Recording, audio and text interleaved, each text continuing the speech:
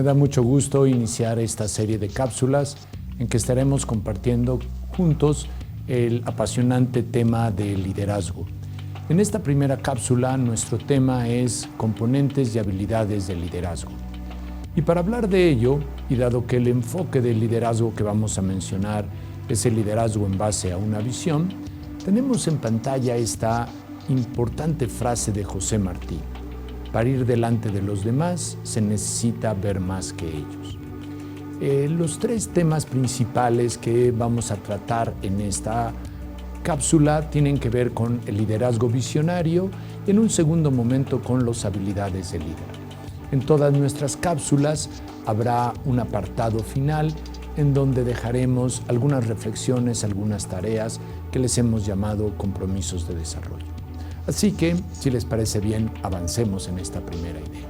Liderazgo visionario. ¿Por qué hablar del liderazgo visionario? Bueno, lo primero que tendríamos que hacer es entender qué es lo que comprendemos por el concepto de liderazgo, que es un concepto que manejamos todos, pero podemos llegar a algunas ideas en común. Sin lugar a dudas, el liderazgo tiene que ver con la capacidad de una persona de influir en otros, de hacer que dirijan sus esfuerzos hacia una meta grupal, hacia una visión, de ahí el término de liderazgo visionario, que se tiene como equipo. Es la habilidad que tiene el líder, una persona, de involucrar a los demás hacia un propósito común. Y en eso difiere el liderazgo importantemente de la administración. Como pueden ver ustedes en pantalla, en la administración se logran que las cosas se lleven a cabo a través de otros. En cambio, en el liderazgo implica que el grupo en conjunto se apropie de la visión, de los valores que se comparten y se genere de esta manera un futuro posible. Dado la importancia del término de la visión, quiero hacer mención de una reflexión que propone Robert Dilts, un importante autor de la programación neurolingüística, en su concepto de niveles neurológicos y que nos ayuda a entender el concepto de visión de un equipo, de la visión de un líder. Menciona Robert Dilts que hay 6 grandes niveles jerárquicos que podemos tener en conciencia para entender a un grupo o a una persona. Lo primero es el contexto, que tiene que ver con dónde o cuándo un grupo o una persona desarrolla una actividad. Por ejemplo, ustedes desarrollan una actividad en un estado específico, en escuelas específicas, con directores, con maestros, con colegas. Pero más importante que el contexto es la conducta que ustedes realizan para llevar a cabo las funciones de liderazgo que tienen encomendadas. La conducta es el segundo nivel, tiene que ver con las cosas que hacemos. Pero más importantes que las conductas, dice Robert Dilts, son las capacidades, esto es, las destrezas, las habilidades que tiene una persona que ha desarrollado un equipo para alcanzar algo. Normalmente las capacidades, pensamos en capacidades físicas y sin embargo las capacidades más importantes de un líder tienen que ver con sus capacidades mentales, con sus capacidades conversacionales. Sin lugar a dudas, ustedes tienen y han desarrollado un importante conjunto de capacidades que es lo que hace valiosas sus conductas. Pero más importante que las capacidades, dice Robert Dilts, son el conjunto de creencias, el conjunto de valores que tiene una persona o que tiene un equipo. Todos sabemos que cuando una persona no tiene confianza en sus capacidades, aunque éstas existan, su desconfianza, que es una creencia, va a ser imposible que logre sus objetivos. Y también conocemos la importancia de los valores, porque los valores guían nuestras conductas y guían nuestras capacidades hacia aquello que consideramos deseables o que el grupo considera como deseable. De hecho, habrá una importante reflexión en la cápsula número 4 sobre el tema de la ética. Así que tenemos, por un lado, el contexto, nivel inferior, la conducta, la capacidad y las creencias y los valores, que es lo que le dan el sustento a las capacidades y a las conductas. Pero más importante que las creencias y los valores, tiene que ver con la identidad del grupo, con el rol de la persona, con lo que profundamente define a una persona. No es lo que soy en tanto maestro, en tanto papá o en tanto profesionista. La identidad es una metáfora que le da sentido a toda nuestra persona. Tiene que ver con la misión que yo realizo, con la manera en que yo contribuyo a un fin, a un propósito. Y justamente llegamos a la idea de visión, de propósito y de ambición. Y lo dividimos en tres que son muy parecidas. Si lo pensamos a nivel individual, el desarrollo pleno de mi misión y de mi rol como persona es mi ambición. Es lo más profundo que yo deseo para mí mismo. Es la forma en que yo voy a trascender.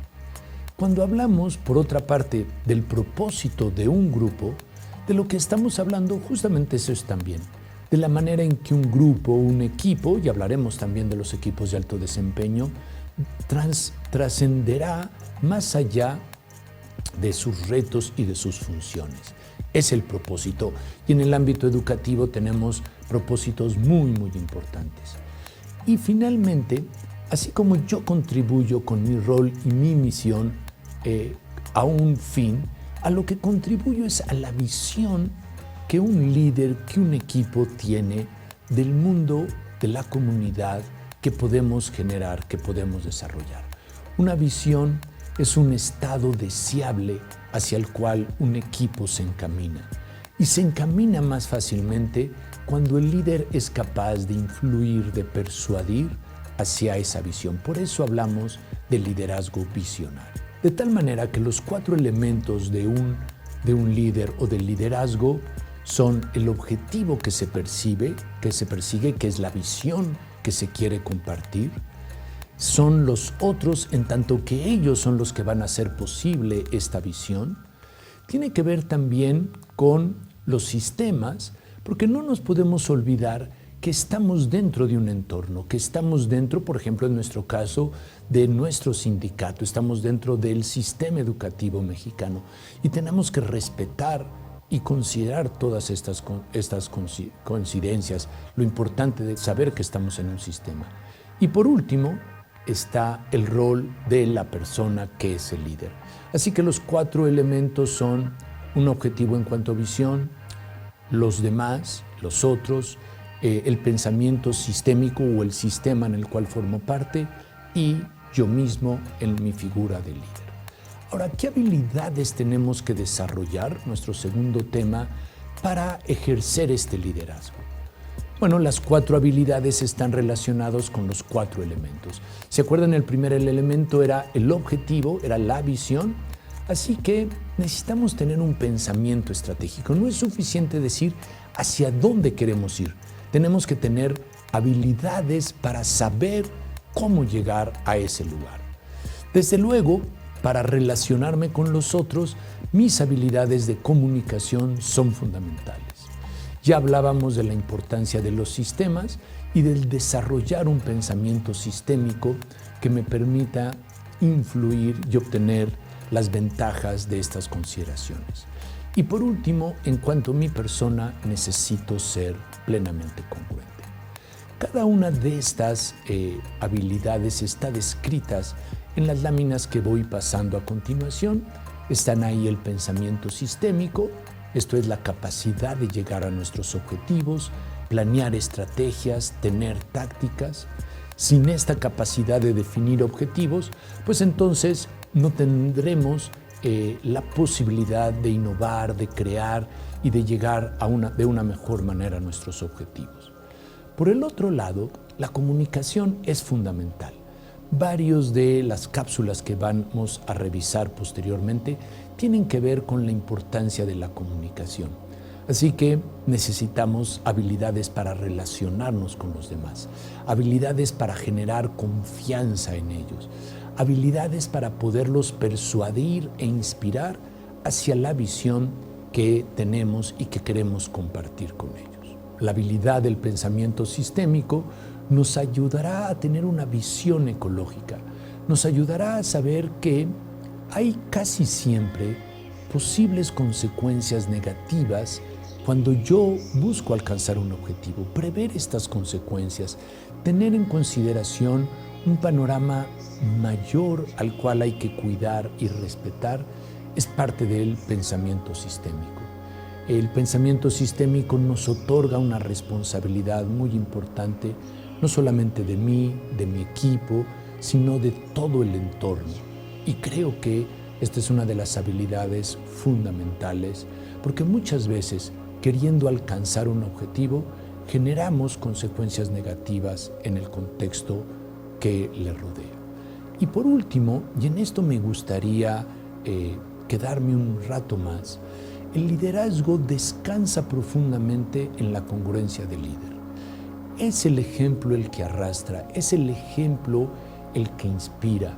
Las palabras son huecas cuando no están sustentadas en la vida personal del líder. Y para ello, desde luego, un buen estado interno, la capacidad de manejar con inteligencia emocional mis sentimientos, mis pensamientos, son fundamentales. Entonces, tenemos que tener destrezas para en cualquier momento poder tener lo mejor de mí mismo a la disposición de mi equipo. Y en este sentido quisiera proponer un acróstico que no es justamente un acróstico sobre la palabra líder, sino sobre la palabra coach, que tiene que ver con la idea del líder. Fue propuesto por Robert Dills, por esto está en inglés, pero está traducido y creo que nos menciona 5 pasos muy útiles para lograr un excelente estado de congruencia.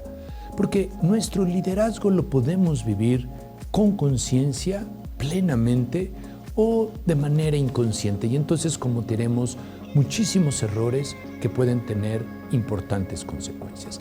¿Cuál es el estado coach de un líder? Y es un acróstico. Y los invito a que vayamos generando en cada uno de nosotros este estado. Lo primero es necesitamos estar centrados. Necesitamos tal vez tomar una respiración profunda y buscar nuestro centro, estar plenamente ubicados en nosotros mismos. Este es el primer paso, estar centrados. Y después necesito estar abierto, necesito estar dispuesto a lo que está a mi alrededor.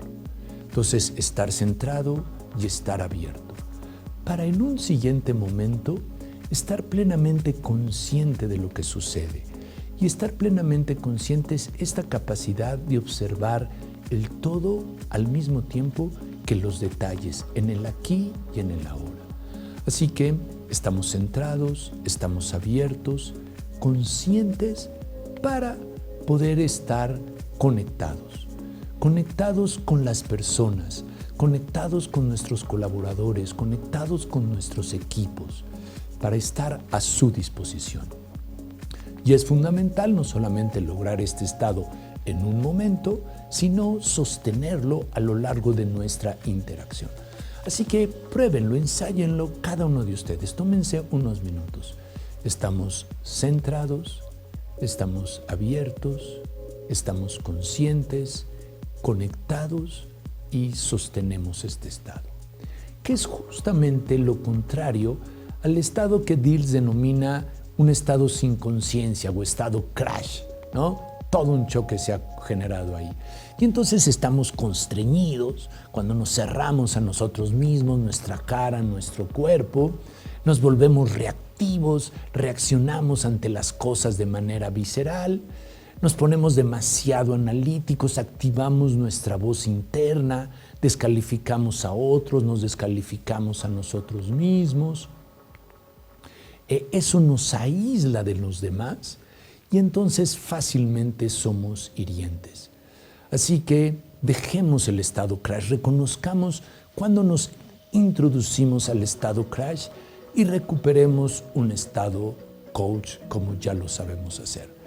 Doy 30 segundos para que cada uno de ustedes regrese a un estado coach. Acuérdense, centrados, abiertos, conscientes, conectados y sosteniendo esto.